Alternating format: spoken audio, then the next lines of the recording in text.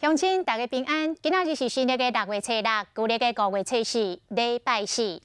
24节气今仔日来到蒙景，蒙景是典型的热天的节气，这嘛表示炎热热天正式来到。今仔日各地高温普遍拢伫32到35度。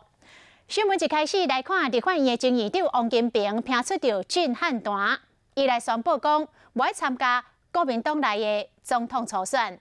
王金平讲，若要参加奇奇怪怪的初选，不如为今仔日开始专心专意勤走基层。我们没有参加，怎么会退呢？我是不参加而已，是不参加。那未来也不会用脱党的方式选吗？那现在时间还早嘛，距离那个时间还太长了啊。那脱党有一个时间点，你觉得可以考虑的吗？没有，问这个没有答案的哈。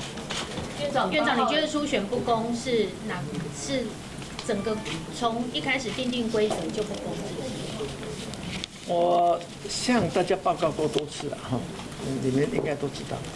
院长，你那个8号的造势还会办吗？会不会有大咖站台啊，像张荣卫或傅昆萁？我没有邀请他们了啊。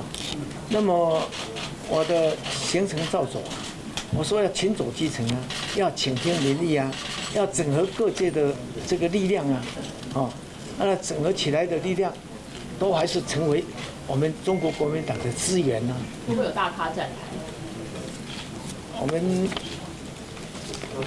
那一天张县长要到那个去，他要到大陆去吧，他那个既定的安排行程，那其他我不晓得他们怎么安排院长会担心被开除的？我们要竞选，怎么会开除的问题？其实王金平过去有真侪届批评国民党的初选机制无公平。早起，伊甲国民党5人小组见面了后，正式来宣布无要参加初选，是毋是会脱党来参选呢？王金平讲，也毋是时阵，即摆讲上早咯。